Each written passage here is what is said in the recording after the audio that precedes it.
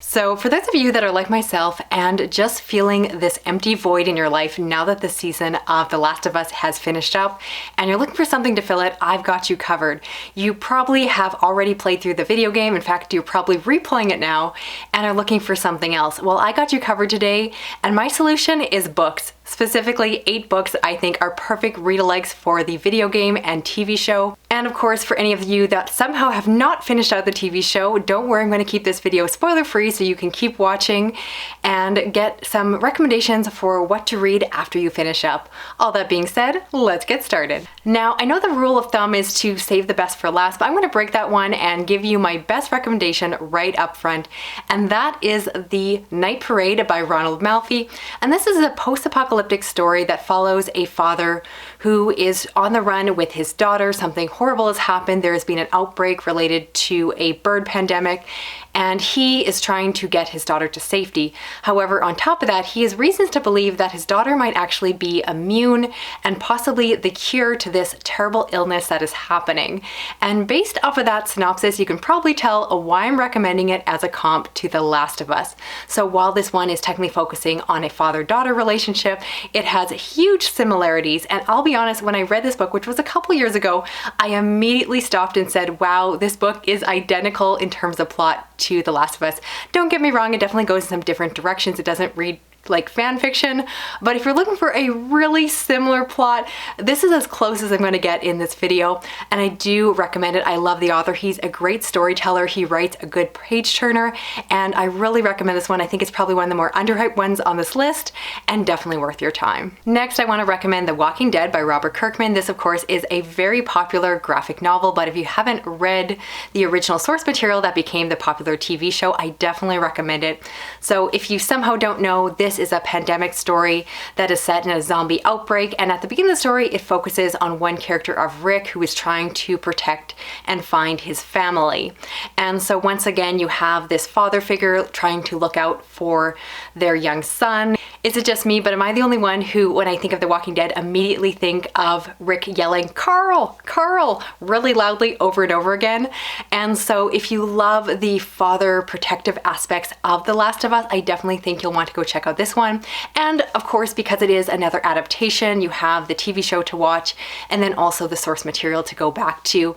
And there are so many volumes of The Walking Dead. I fully admit that I have not read them all, but I've read the first several volumes, really enjoy them, and always mean to go back to them. So maybe that will be the series that I return to after filming this video. Next up, let's talk about Bird Box by Josh Malerman. Once again, this is a book with a screen adaptation, so you can watch and read along at the same time. And in the story, we follow a mother who is taking care of her young children. This is set in a post-apocalyptic world where there are mysterious creatures out there that you just know that if you see them, you go crazy. And so the actual entity within this world is very vague. The horror, the thing that is behind it all is very mysterious. And so this is a book that is very much based upon suspense, and so you spend a lot of time with the characters just creeping around, trying to be very quiet. In the story, of course, they have to remain blind when they are outside, so they cover their eyes, and we follow this mother as she is trying to get to safety and protect her children along the way. So once again, those themes of a mother or a parent figure trying to protect a young child, or children in this case.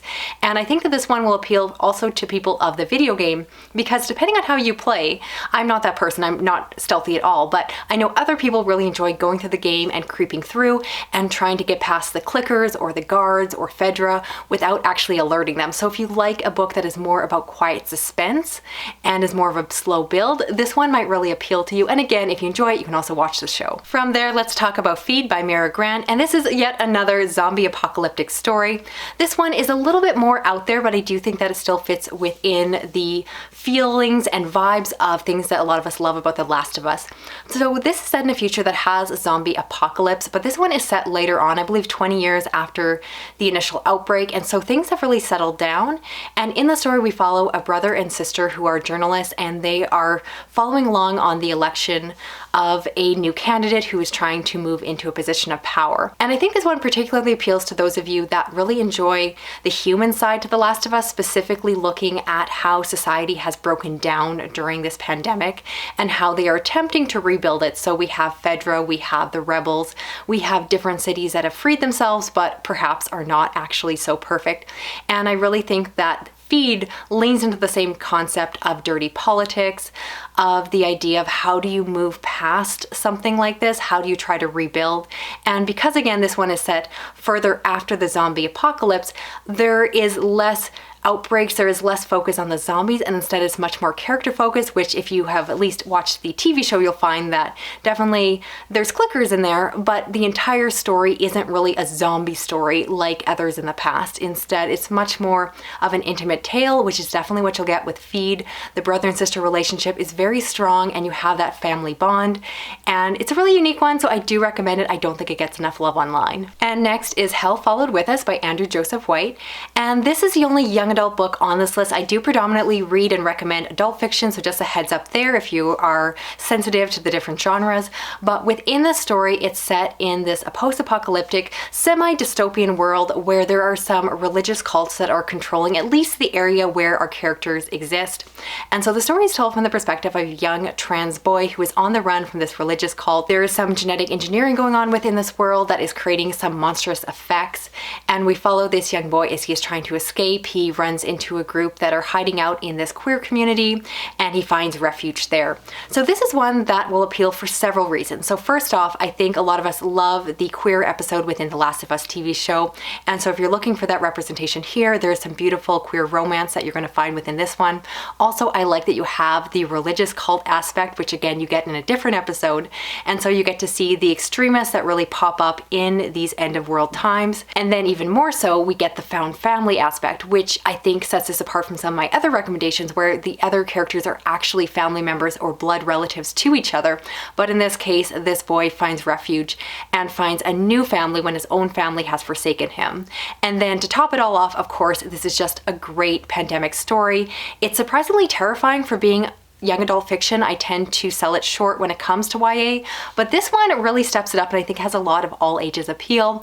It is brutal and dark and all the things that I love in this genre, so highly recommend this one. I do think it's another sleeper hit on this list that definitely needs more love. Also, I want to recommend The Fireman by Joe Hill. This is a post-apocalyptic story that is told from the perspective of a young woman who works as a nurse. She is pregnant and finds out that she has become infected. In this world, those that are infected eventually just burst into flames, and that is how they die. However, she wants to live long enough to carry her child to term, and hopefully her child can live on. So we follow her as she is trying to get to safety. Along the way, she comes across a man known as the Fireman, and they travel together. I will be fully transparent here that this is actually not one of my personal favorite books. I am hit or miss when it comes to pandemic and post-apocalyptic fiction, and this one involved a lot of walking, which is not my favorite part. But if you love those kind of stories, this is a very good example of it, and I do think that it fits within the Last of Us universe because technically, while I love that series, The Last of Us also involves a lot of walking around. So once again, you have two characters that aren't necessarily related to each other but end up finding a common ground and having a reason to travel together and move to safety. You have this woman who is pregnant trying to save her child, which ties into certain subplots within the story, and so I definitely think that it has appeal. Again, not my personal favorite, but it definitely earns a place on this list. And jumping over to Survivor Song by Paul Tremblay, this is once again a piece of apocalyptic fiction, more so that the apocalypse is still happening. Within the story, we follow a young pregnant woman who right at the beginning of the story, something terrible happens to their partner and they are left alone. They reach out to their best friend and together they go off to try to find safety, to try to find a hospital where she can go and safely deliver her child. So I think in terms of setup, you can see once again why I'm making these comparisons. This one I like because it is more set again as the apocalypse is happening. This is a story where there are infected that bite people, but I like that while it technically sounds like a zombie story, the author over and over again tells the audience that no, it's not a zombie story, and it's very self-aware in that nature. Instead, this is just another form of rabies that has gotten out of hand. But once again, I like that you have a pregnant character trying to protect and save her child. You also have two women traveling together that again are not actually blood relatives, but form their own friendship and almost a sisterly bond and have that shared goal at the end of the story. This one is dark and devastating and definitely packs a punch.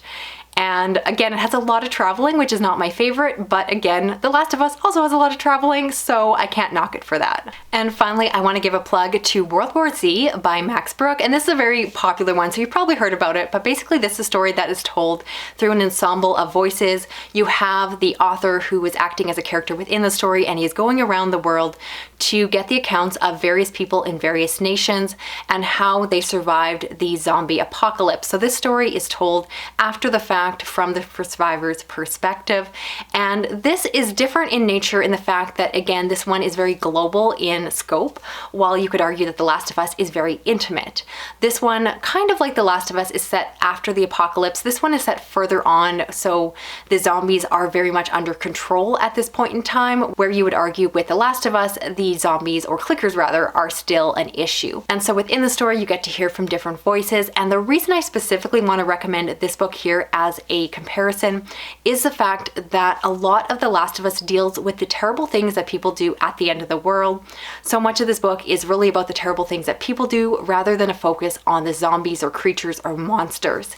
And you see that once again with World War Z. So you have people looking back at the terrible choices they made, but the reason that they survived is because they made those choices. And I think that for those of you that have finished out the series with a very controversial ending to the season, you might be looking for another story that is going to make you question your morality. So I'm not going to say anything more in terms of plot there, but if you're looking for something that is going to be very heavy-handed, I think that this one will scratch a similar itch. So that's it for this video here. I'd love to know of the books I talked about, which ones are you planning on checking out for yourself? And I'd also love to hear your recommendations. What is a book that reminded you of The Last of Us? And besides that, how are you filling this void? Are you watching another TV show? Are you doing a replay of the video game or something else? If you're new to my channel, I do read a lot of horror and science fiction just like this, and I would love you to subscribe. I've also done a video talking about what to read after finishing The Expanse TV show. So if you have other shows or movies that you'd like me to do comps for, definitely leave a comment down below. If you want to just help me out with this video, I appreciate that. Give me a thumbs up. You can drop a comment, even if just a little emoji like a zombie. And if you want to hit the little notification bell, you'll never miss a video from me. Thanks so much for watching. Hopefully talk to you again soon. Okay, bye-bye.